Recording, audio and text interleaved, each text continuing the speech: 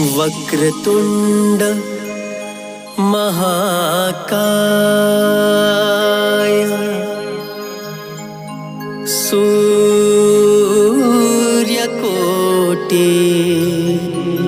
समप्रभा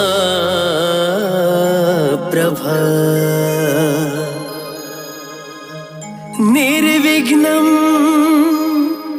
कुरु मे देव सर्वकार्येषु सर्वदा।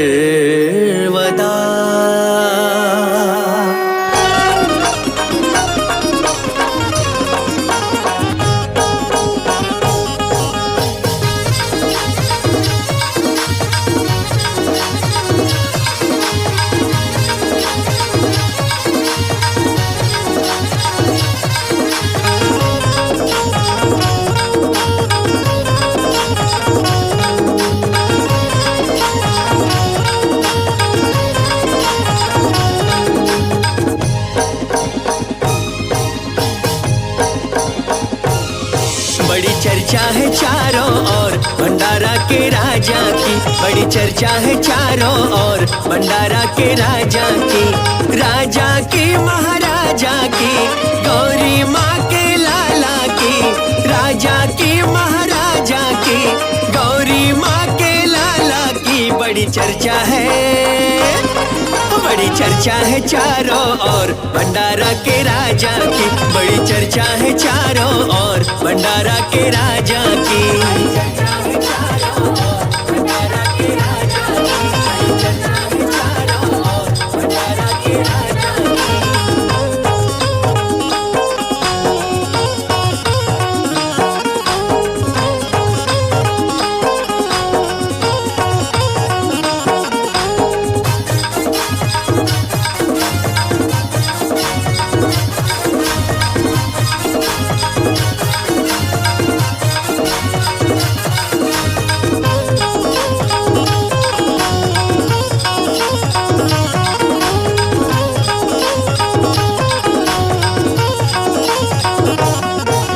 गणपति बापा का मेला लगा है, धूम मची है भारी।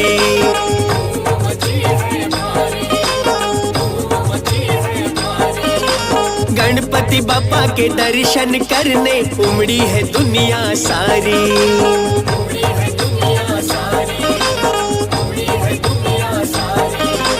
करते सवारी मूसा की, करते सवारी मूसा की, गौरी माँ के लाला की। बड़ी चर्चा है बड़ी चर्चा है चारों ओर भंडारा के राजा की, बड़ी चर्चा है चारों ओर भंडारा के राजा की।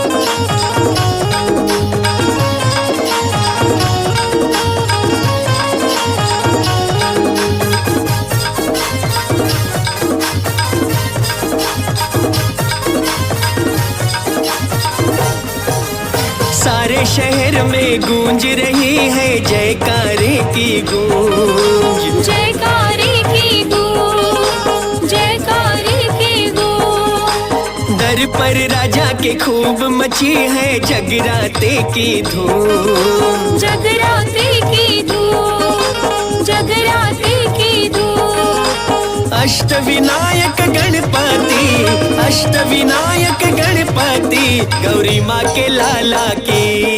बड़ी चर्चा है चारों ओर भंडारा के राजा की, बड़ी चर्चा है चारों ओर भंडारा के राजा की।